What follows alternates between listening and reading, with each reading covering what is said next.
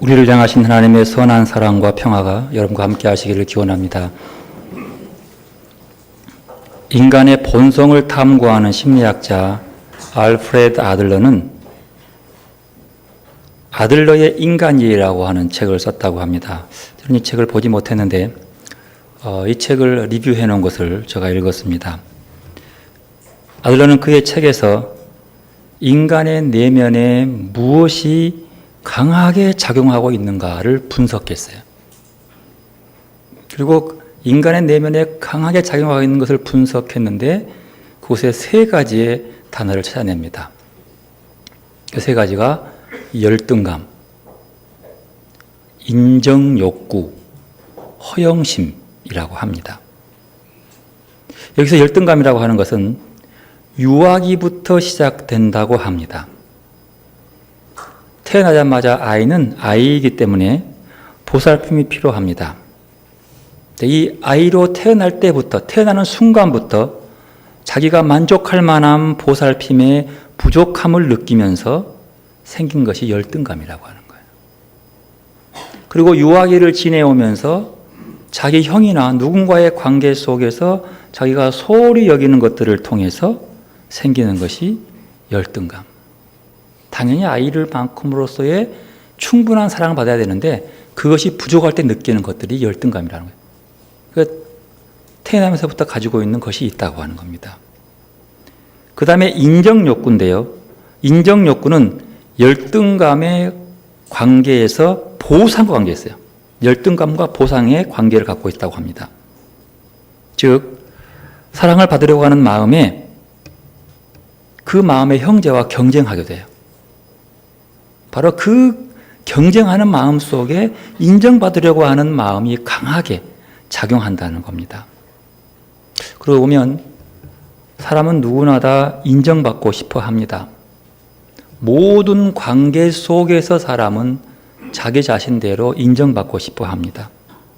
그러나 이 인정받고 싶어 하는 것이 과하면 경쟁이 생기고 그 경쟁으로 인해서 마음이 지치고 상처를 받고 상처를 주게 되는 것이죠. 세 번째는 허영심입니다. 허영심은 공명심과 짝을 이룬다고 합니다. 내가 다른 사람보다도 낫다고 생각할 때 나는 쟤보다 나사 드러나는 거예요. 나는 뭘 해도 쟤보다 나아. 그래서 친구 간의 사이가 제일 안 좋은 사이가 뭐냐라면 비슷비슷한 성향을 갖고 있을 때예요. 능력이나 모든 면에서 비슷할 때 사이가 별로 안 좋아요. 겉에는 좋아도 속으로는 굉장히 안 좋아요.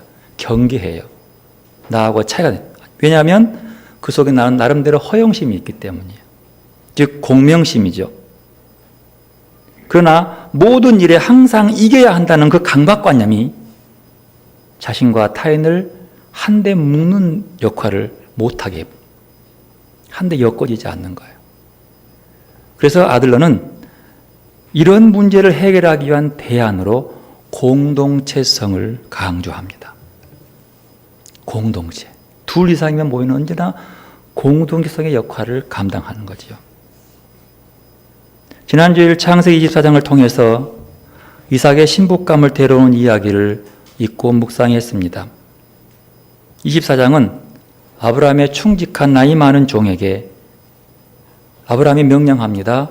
이삭의 신부감을 구해오라고.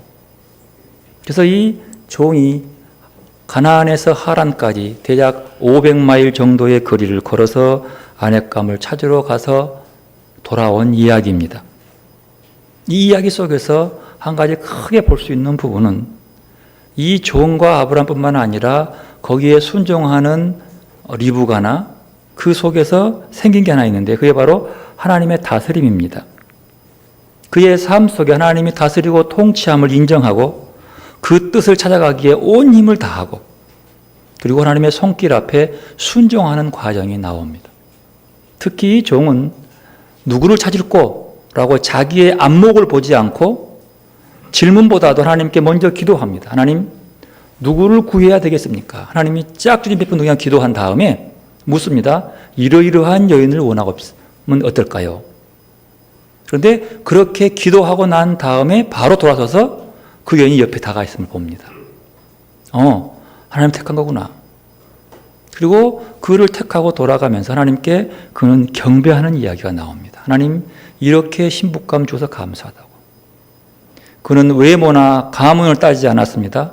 오직 그곳에서 하나님이 만나준 사람을 만나서 이삭의 신부감으로 데려옵니다. 하나님의 다스림이 통용되고 그분의 뜻을 찾기에 온 힘을 기울이고 그 뜻대로 이루어지는 곳, 그 자리, 그곳이 하나님의 나라입니다. 이 땅에서 하나님의 나라를 맛보는 곳이죠. 그곳은 인적인 것이 없고 불화와 갈등도 없고 암투와 편애도 없습니다. 모두가 하나님의 다스림 앞에 거합니다. 모두가 하나님의 다스림 앞에 거할 때에 평화롭고 조화롭습니다. 사랑과 배려함이 있습니다. 자유함과 거룩함이 자리를 잡습니다. 이곳이 바로 이 땅에서 이루어지는 하나님의 나라라고 얘기합니다. 그런데 24장과 반대로 25장은 이삭과 리브가가 쌍둥이 아들을 얻는 이야기로부터 시작하게 됩니다. 둘은 어쩌면 정반대의 모습을 살아간다고 볼 수 있죠. 20절에 보면 이삭은 40살에 결혼을 했는데 26절에 보니까 60이 되어서야 쌍둥이를 낳았습니다. 결혼 후 20년 동안 자식이 없었어요.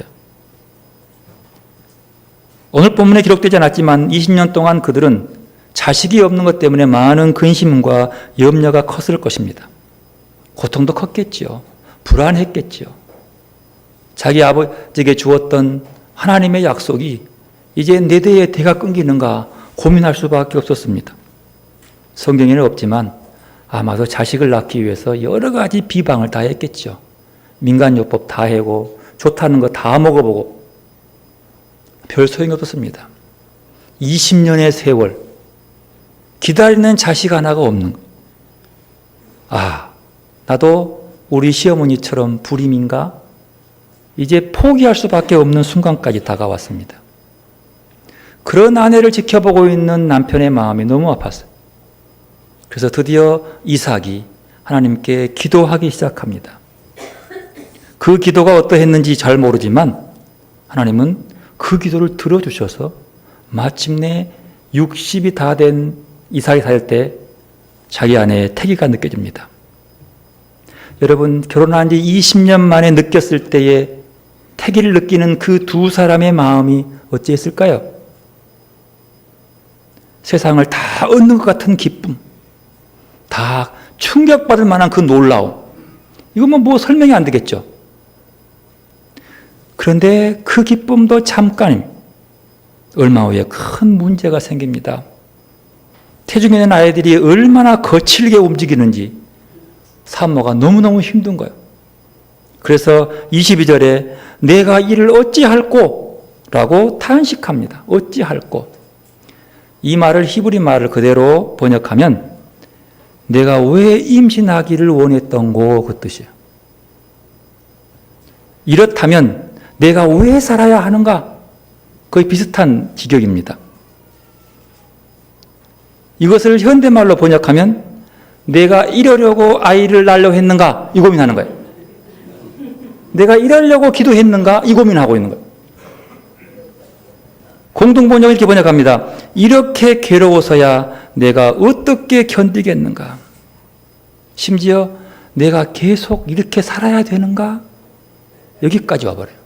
내가 정말로 이런 고통을 당하며 살아야 되는가? 20년 만에 얻는 자식의 기쁨은 잠깐이요. 고통이 더 많이 밀려옵니다. 드디어 견디다 못한 이브가가 하나님께 다시 기도하기 시작합니다. 얼마 오랫동안 얼마나 깊이 기도했는지는 성경은 기록하지 않습니다. 괴로울 때마다 기도했겠죠. 그렇게 기도하는 중에 하나님의 음성이 확 들려옵니다. 23절 말씀이요. 너에게 두 국가가 있다. 두 민족이 있다. 그 두 민족이 있는데 서로 두 백성으로 나뉘어질 것이다. 한 백성이 다른 백성보다 강할 것이고 형이 동생을 섬길 것이다. 이 음성을 듣는 거예요. 그 음성을 듣고 나서야 리브가가 아이고 내가 쌍둥이를 뵀구나. 이제 알게 되는 거예요. 쌍둥이구나. 그런데 이게 너무 힘들어. 처음 경험한 겁니다. 그리고 고통을 지내다가 드디어 10달이 되어서 이제 아이를 순산하기 시작합니다. 보통 제가 잘 모릅니다만 쌍둥이를 낳으면 큰애 낳고 좀 있다가 나지요. 어떤 애는 하루 있다 나는 거 있다네요. 나온 애들 또. 그런데 이 녀석은 같이 나오는 거야. 어떻게? 팔꿈치를 잡고 나오는 거야. 큰애가 떡 나오는데 몸에 부스름한 털이 있는 거예요. 그래서 나온 것 보고 그래 니는 몸이 붉으니까 애서라 해라. 이름을 짓고 나는데 금방 나온 듯 보니까 뒤에 또 손잡고 나오는 거예요. 그 아이를 보니까 발 뒤꿈치를 잡고 나오는 그 아이를 보고 그래 그럼 너는 야곱이라 해라. 이렇게 해서 이름이 지어진 거예요. 에서와 야곱의 인생은 이렇게 시작합니다. 성경은 이 쌍둥이 형제가 어떻게 자랐는지에 대해서는 침묵합니다. 태어나고 그냥 지나가요. 그리고 27절부터 얼마 시간 지난 다음에 이제 둘 간의 큰 갈등의 문제가 나오기 시작합니다. 아마도 27을 넘어가는 건 대략 한 20살 때쯤이라고 그렇게 추측을 해봅니다. 형 에서가 나가서 사냥을 하고 돌아오는데 돌아오는데 동생이 죽을 쓰고 있는 거예요. 너무 배가 고픈 나머지 한 그릇 다 하려고 하는데 아이고 이 동생이 흥정을 합니다. 형 먹고 싶으면 내게 장자권 달라고. 27장에 가면은요 형과 아버지를 속여서 큰아들의 부여하는 축복을 가로채버립니다. 아버지까지 속여버립니다. 여러분 이렇게 야곱이 조금 비정한 좀 야비한 인간의 모습을 등장한 이유는 야곱이 둘째로서 감수해야 했던 그 서러움과 불이익을 생각해 볼 수가 있습니다. 당시 첫 번째 아들은요 다른 아들보다 특권들이 많았어요. 이스라엘은 장자에게 두 가지의 큰 특권을 줍니다. 하나는 외적 특권인데요. 아버지의 뒤를 계승해서 가장으로서 가문의 대소사를 처리하고 또 모든 주도권을 쥐고 있는 거죠. 그리고 유산 받을 때에도 다른 형제들 거보다도 2배 이상을 장자가 받습니다. 그게 첫 번째예요. 그리고 두 번째는 내적인 특권인데요. 하나님과 사람 앞에서 가정의 대표자로서 하나님의 약속하신 그 언약을 계승한 다음에 영적인 축복의 후계자가 되는 거예요. 그리고 가장으로서 그 후계를 받아서 영적 축복을 이룰 수 있어요. 근데 보통 가정의 축복은 그대로 이루어진다고 믿었어요. 엄청난 의미의 특권이 주어지는 거죠. 이 많은 특권을 야곱이 생각할 때는 뭐예요? 몇 초 늦게 나왔다고 자기가 당하는 거예요. 아마 야곱 생각할 때 나오려고 할 때 한 바퀴만 뺑 돌아버렸으면 내가 먼저 나왔을 텐데 이게 마음이 너무 속상한 거야. 이 엄청난 나와놓고 보니까 먼저 나온 형에게 축복이 너무 큰 거야. 뒤에 나온 자기가 너무나 초라한 모습으로 그러니까 아버지도 자기를 별로 좋아하지 않는 것 같고 형만 생각하고 늘 마음에 그러는 거죠. 그래서 억울했습니다. 이렇게 태어나면서부터 갖고 있었던 이 야곱의 열등의식 나면서부터예요. 이미 그 속에서 그는 차별받고 난다는 느낌을 받는 것이죠. 그래서 야곱이 장자권이라고 하는 그 의미에 목을 맺는 거예요. 여러분 이런 배경에서 야곱이 장자권을 팥죽 한 그릇에 팔아서 산 이야기를 이해해 나갈 것이 맞습니다. 이것이 이 열등의식이 발로가 커진 다음에 둘의 갈등이 커지는 거예요. 또 이 둘의 갈등을 더 크게 부추기는 것이 뭐냐면 쌍둥이 아들의 아버지하고 엄마하고 나눠서 서로 사랑하는 사이가 나눠지는 거예요. 에서는 아버지가, 이삭은 어머니가, 가정이 둘이 그러다 보니까 이게 서로 간의 갈등 속에서 너무너무 힘들어지는 거죠. 그의 삶의 가정은 훤히 보입니다.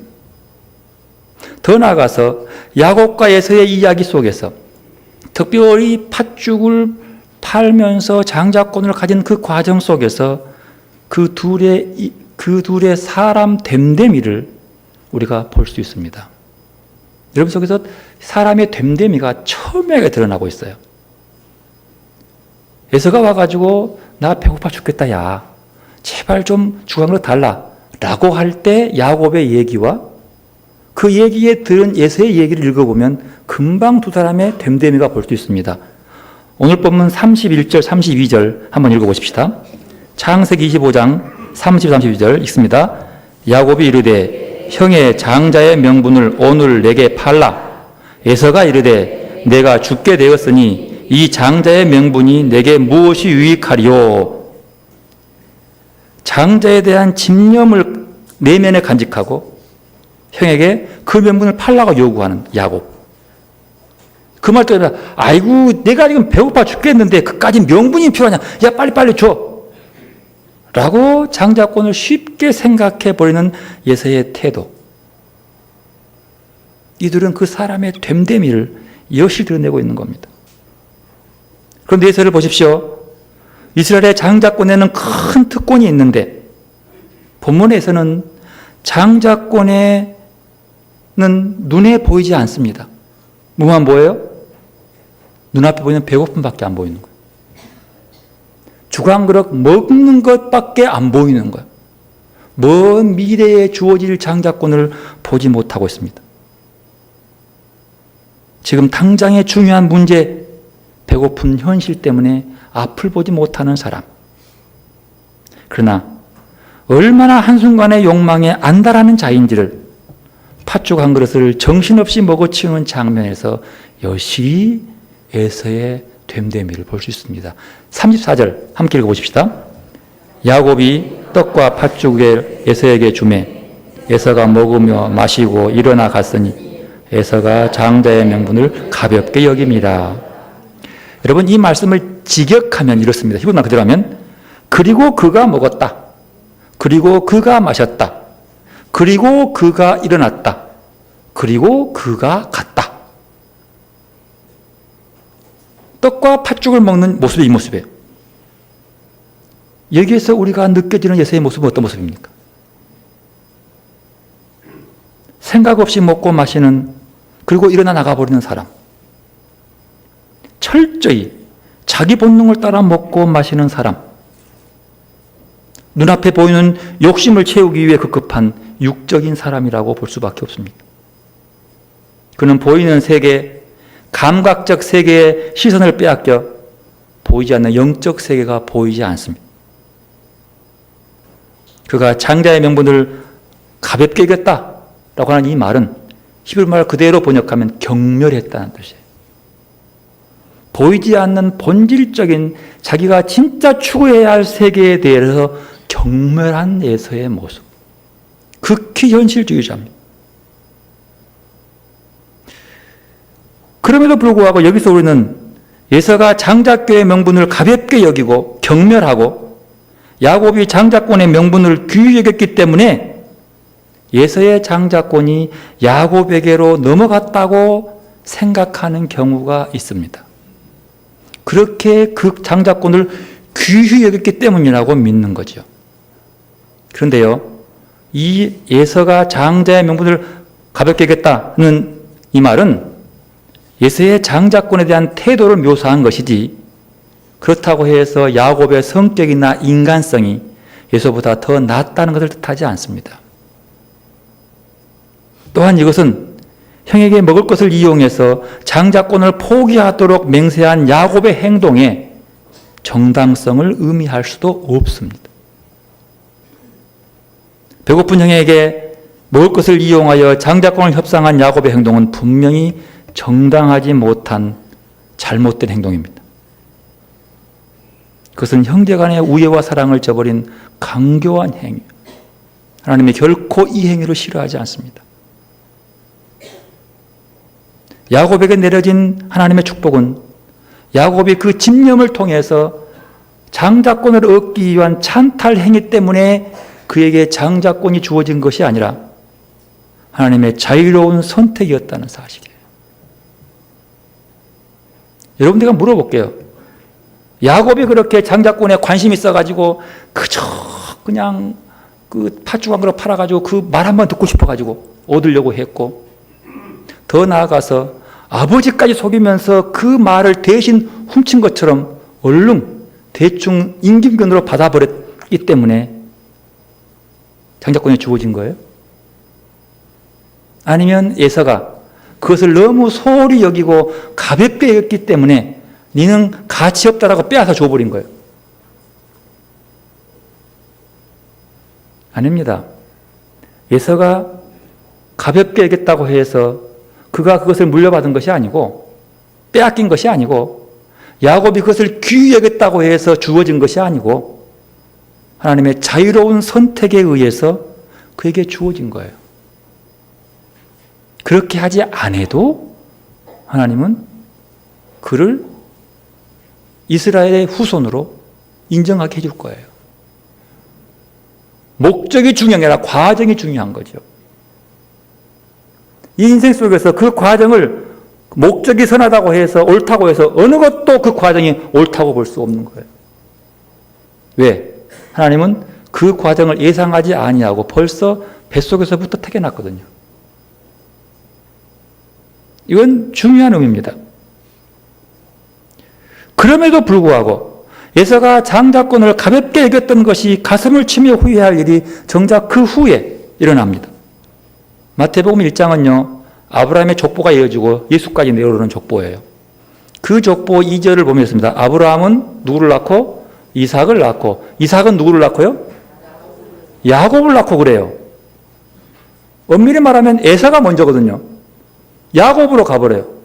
이것이 장자권을 사라져버리는, 이 빼앗겨버리는 이 모습 때문인 거예요. 이게 되게 중요한 것이죠. 히브리서 12장 16절에 보면 이 상황을 이렇게 히브리 기자는 평가합니다. 음행하는 자와 혹 한 그릇 음식을 이유하여 장자의 명분을 판 에서와 같이 망령된 자가 없도록 살피라. 히브리서 기자의 얘기예요. 한 그릇 음식을 위해서 믿음을 떠난 사람, 한 그릇 음식을 위해서 영혼을 버린 사람, 그가 바로 장자권을 가볍게 여기는 예서의 모습입니다. 당장 배고픔을 해결하기 위해서 영혼을 순결하게 보존하는 일을 아무렇지 않게 외면했던 이 망령된 자, 그 예서에 대해서 히브리서 12장 17절에는 이렇게 말씀합니다. 너희가 아는 바와 같이 그가 그 후에 축복을 이어받으려고 눈물을 흘리며 구하되 버린 바 되어 회개할 기회를 얻지 못하였느니라. 저는 여기서 굉장히 충격을 받았어요. 왜냐하면 사람이 회개하는 죄는 어떤 죄라도 용서받는 거라고 믿었거든요. 흉악한 죄도 용서받는, 어느 순간이라도 내가 회개하면 하나님께 용서받을 줄 알았어요. 그러나 그 소중한 장자권을 넘겨버린 예서에게는 눈물 흘리면서 나와서 다시 한번 내게 그 고난을 달라고 요구를 해도 회개할 기회가 얻지 못했다. 와, 이거 정말 충격이었어요. 회개할 기회를 놓쳐버리는. 성경은 이렇게 하나님이 주어진 귀한 것들을 가볍게 여기는 자의 결말이 어떤 걸 소개하고 있습니다. 눈물 흘리며 구하되 버림받아 회개할 기회를 얻지 못하였느니라. 예서의 비극은 어디 있습니까? 자신의 인생에서 정말 중요한 게 무엇인지를 모르고 살았다는 거예요. 그냥 닥치고 내 기분대로 내 마음대로 사는데 내 좋을 줄 사는데 뭐 간섭이야. 정말로 그 속에 귀한 것이 뭔지 몰랐다는 거예요. 그리고 깨닫는 순간 회개하고 돌아오려고 하는데도 회개할 기회를 얻지 못한다는 사실이에요. 여러분, 돌아설 수 있을 때 돌아서야 합니다. 회개할 기회가 있을 때 회개해야 합니다.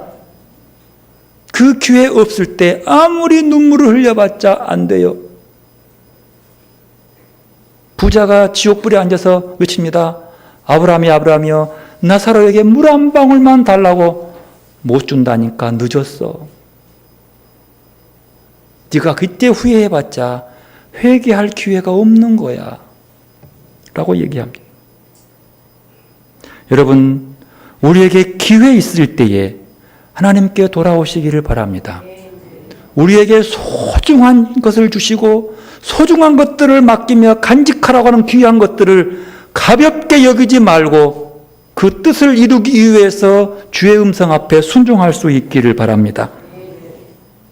본문에서 우리는 또 한 사람의 야곱을 만날 수 있습니다. 야곱의 가치관은 예서와 전혀 다른 가치관을 갖고 있습니다. 여러분, 우리가 흔히 생각할 때 야곱하면 떠오르는 게 있죠. 뭐예요?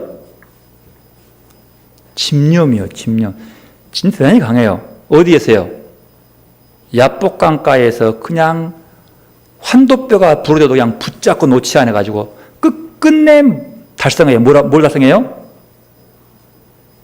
축복해주면 가겠다고 달성해내요. 그래서 감독 가지고 우리도 가가지고 하나님 붙잡고 놓지 말아라고 묶이신 작전이에요. 확 잡으라고. 집념입니다.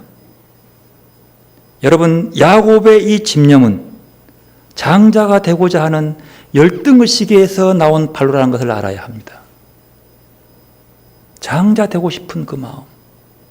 왜 형에게만 모든 게 다 주냐는 말이에요. 왜 나에게는 없냐는 거예요. 그것 받고 싶어서 팥죽 팔아면서 그 말을 살려고 하는 그 집념. 아버지를 속여서라도 축복을 받아내는 그 집념. 바단 아람에서 사랑하는 여인을 얻기 위해서 20년 동안 꾸준하게 우직하게 했던 그 집념. 그런데 야곱이 그렇게 집념의 인간이 될 수밖에 없는 이유가 있지요. 그게 바로 그가 어릴 때부터 형성된 그 안의 그림자 때문이에요. 내 안에 있는 그림자. 여러분, 그림자는 심리학적으로 유명한 용어입니다. 사람은 자기의 본질된 모습을 찾지 못하고 자기 속에 쌓여있는 뭐에 그림자를 보고 자기라고 착각하는 경우가 많다는 거예요. 대부분의 사람들은 어린 시절에 형성된 그 그림자를 안고 평생을 살아간다고 합니다. 나도 여러분도 공이 마찬가지예요. 가끔은 그 그림자가 참 나인 줄 알고 그 그림자에 묶여서 허황된 인생을 사는 경우들이 참 많지요. 야곱은 늘 장자권을 가지지 못한 열등감 속에 살았습니다. 그래서 자기도 장자인 예서와 같은 특권을 누리고 싶었던 거예요. 그 그림자가 콱 들어져 있어요. 그건 그림자예요. 본래 지가 아니에요. 나도 왜 저렇게 못 누리고 살아가나? 고민하는 거죠. 내가 좀 빨리 나왔으면. 늘 열등의식 가운데 장자권을 탈취하려고 하는 꿈을 꾸었습니다. 여러분, 사람의 욕망은요, 모방에서 온다고 합니다. 그리고 그 모방에서 온 욕망은 그 사람의 목표가 되고 목적이 되는 거예요. 애들이 장난감 좋은 거 있으면 뭐라고 그래요? 탁 잡고 내 거야 라고 가지고 와요. 절대 놀다가 놓고 안 와요. 그리고 이거 놓고 오면 떼깡 부리죠. 마트가 들어 누워버려요. 막 사달라고. 그것을 꼭 쟁취해야지만이 풀어지는 거예요. 왜요? 친구가 있는 걸 봤거든요. 나도 갖고 싶은 욕망. 엄청난 비싼 메이커 가방이 있어요. 이 가방이 남이 들었어요. 나도 갖고 싶은 욕망이 생긴 거예요. 목표가 생겨요. 그 목표를 달성해야 마음이 풀리는 거예요. 뇌물로 주어도 받아오죠. 그래서 그 비싼 가방이 뭐가 되는 거예요? 욕망과 목적이 되기 때문에 뇌물이 되어버리는 거예요. 보여주는 것. 그래서 모방이 있는 거예요. 나도 저 사람처럼 저 가방 들고 싶어. 내 욕망이죠. 그리고 드디어 갖기 위한 뭐가 돼요? 목적을 이루기 위한 과정이 생겨되는 거예요. 목적이 나오게 된다는 사실이죠. 야곱도 예서에게 예서가 완벽하게 갖추어진 그 장대의 조건에 치유해서 언약을 계승한 가문의 장자는 하나님의 은총을 가볍게 취급하는 동안 그는 그 장자권의 소중함을 깨닫고 끝내는 것을 쟁취해버립니다. 야곱 입장에서 그래요. 그 입장에서 보면 깨달음의 차이가 결국 그들의 인생의 가장 중요한 분기점이 되고 만다는 사실. 그러면 여러분의 인생에서 가장 중요한 것이 무엇입니까? 여러분 속의 깊은 속에 여러분의 형성되어 있는 그림자를 혹시 붙잡고 있지는 않은지 말이에요. 돌아보라는 거예요. 그 그림자를 걷어내고 진정으로 내 속에 하나님과 나와의 1대1의 관계를 마주하고 있는 그 참나를 발견하는 것일지, 더 나아가서 그리스도인의 됨됨이로서 여러분은 어떤 그리스도인 됨을 생각하고 있는지요. 예서처럼 눈앞에 보이는 것, 잠시 내 배를 채워주는 그 팥죽 한 그릇과 바꿔도 괜찮은 그런 정도의 인생을 보고 있지는 않습니까? 내가 그 정도의 가치밖에 안 된다면 예수님의 십자가의 죽으심은 도대체 뭐란 말입니까? 레이첼 나오미 레빈이라는 분은 이런 말을 했다고 합니다. 살아있는 이야기를 나누는 데는 시간이 걸린다. 진실한 이야기를 나누면서 그 이야기에서 잠시 머물거나 반추해 보거나 음미하거나 놀라움의 넋을 잃기도 한다. 인생은 우리에게 쉬지 말고 길을 가라고 재촉하지만 우리에게 멈추어 쉬는 시간이 필요하다. 멈추어 쉬는 시간이 필요하다. 미국 선교사들이 아프리카에 가서 선교하기 위해서 아프리카 원주민들을 짐꾼으로 부렸습니다. 짐을 지고 열심히 걸어가던 이 짐꾼들이 갑자기 길가에 서가지고 움직이질 않는 거예요. 빨리 가자고 대답이 없어요. 돈 더 줄게. 답이 없는 거예요. 왜 이러지? 한참의 시간을 기다렸습니다. 움직이질 않아요. 한참 만에 그 중에 한 사람이 얘기를 합니다. 아니 왜 이러고 있냐고 그랬더니 이렇게 말합니다. 우리가 당신을 기쁘게 하기 위해서 너무 열심히 걸어온 나머지 우리 영혼이 우리를 못 따라와서 기다리고 있는 중이었습니다.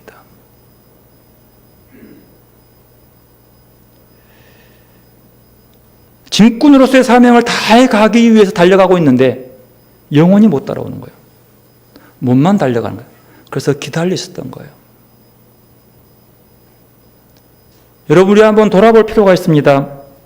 우리의 삶에서 정말로 달리던 우리의 인생길을 멈추어 서서 영혼이 내 속에 다시 한번 정돈될 때까지 기다리는 시간이 필요하다는 거예요.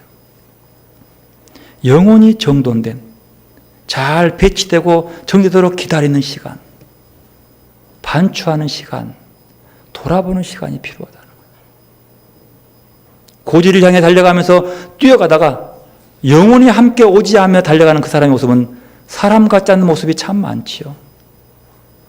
인생의 목표를 성취하기 위해서 사람 같지 않은 일들을 행한 사람들이 얼마나 많습니까? 왜요?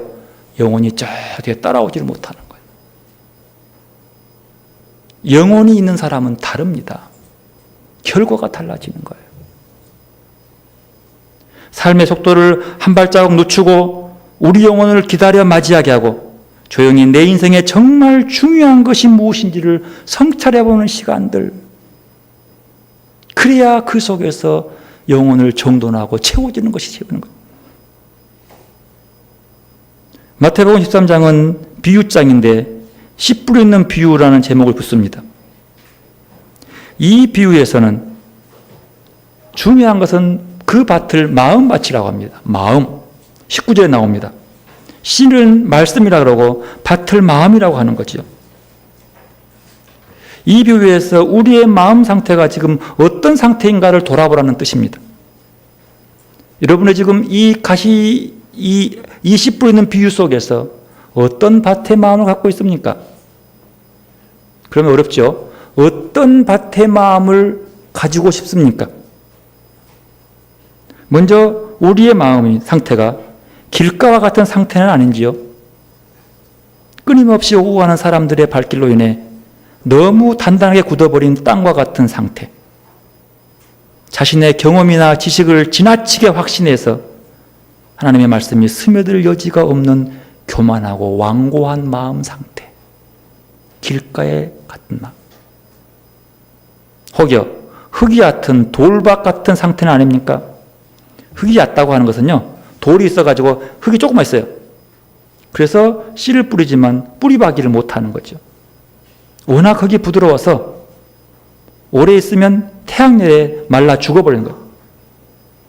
이러한 마음은 겉으로는 그럴듯하지만 내면은 완악한 상태를 가리키는 것을 뜻합니다.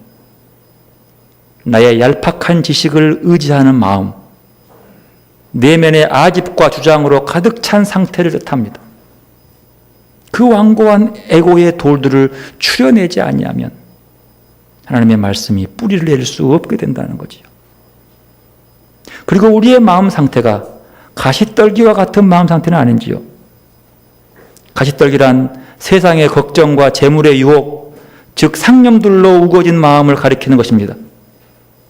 흡사, 마음의 고요함을 잃어버리고 쉴 새 없이 내뱉는 말들과 밀려오는 상념들로 인해서 하나님의 말씀에 귀 기울일 여유가 없는 현대 그리스도인들의 마음 상태가 바로 가시떨기 같은 마음 상태라고 할 수 있겠습니다. 그토록 분주하고 소란스러운 마음에 어찌 하나님의 말씀이 깨달아지겠습니까? 하나님의 말씀은 우리의 상념과 말을 멈추고 내적 고요함을 유지할 때 들려오는 것입니다. 결국 길가나 돌밭이나 가시떨기에서 우리가 보는 것은 예수의 마음이라고 할 수 있습니다. 하루 종일 들판을 뛰어다니는 분주한 마음, 그러면서도 정작 배고픈 허기진 마음, 장작끼리 결탁해서 이룬 완고한 그 튼튼한 결속력의 마음. 그렇다고 예수가 믿음이 없는 것이 아닙니다. 그는 아브라함의 손자요, 이삭의 아들이요, 믿음이 튼튼한 사람이었어요.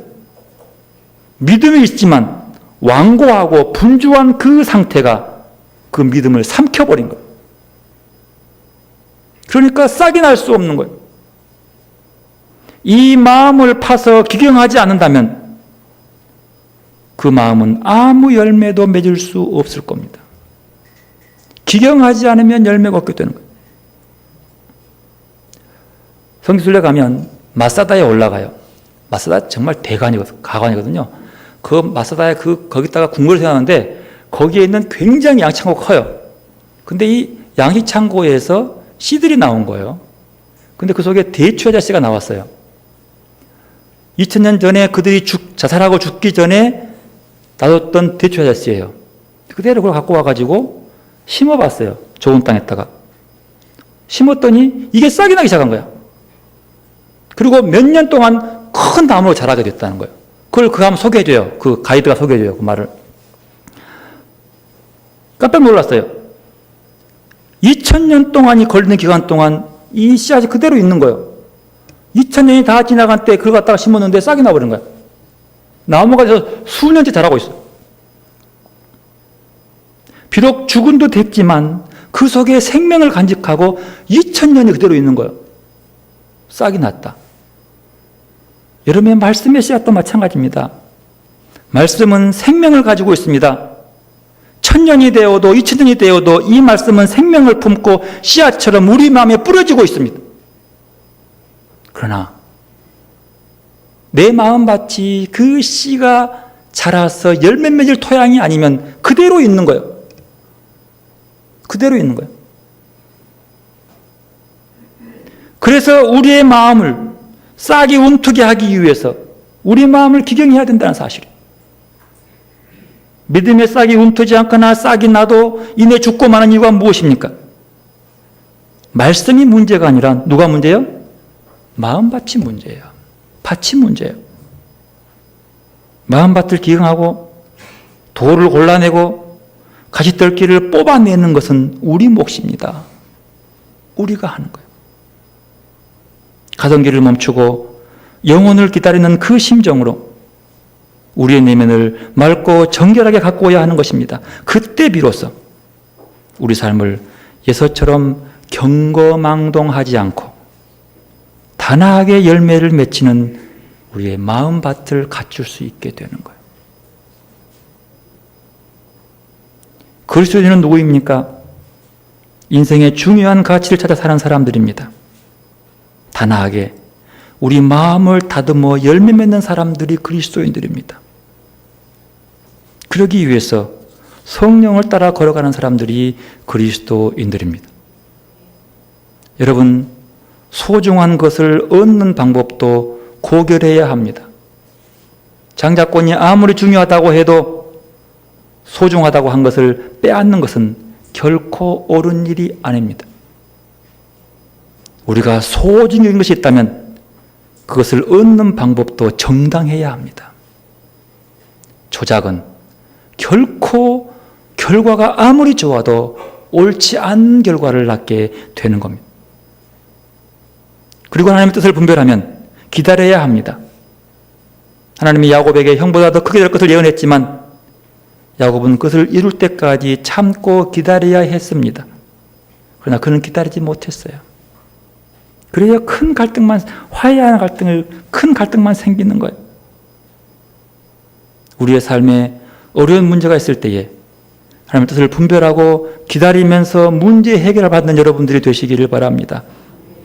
그리고 하나님의 일들은 혼자 하는 게 아닙니다. 함께 이루어가는 거예요.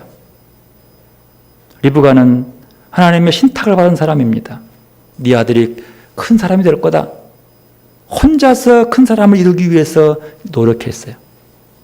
함께 했더라면, 이삭과 함께 했더라면 가정에 분란은 없었을 것입니다. 여러분, 하나님은 여러분에게 오늘 또 소중한 약속을 주었음을, 축복이 있었음을 여러분 늘 믿고 기억하시기를 바랍니다. 그 소중한 것들을 귀히 여기시고 이것들이 이루어지는 과정 속에서 정당하고 바른 길로 성취할 수 있기를 바랍니다. 기다리십시오. 하나님이 이룰 때까지를 기다리며 겸손하시기를 바랍니다. 그리고 우리의 삶 속에서 겸손이 늘 주의 음성으로 채워져서 주의 말씀이 싹이 나고 사랑의 열매, 평화의 열매를 맺는 거룩한 주의 백성들이 되시기를 바랍니다. 기도로 나가십시다. 가슴에 손을 얹고 이 시간 말씀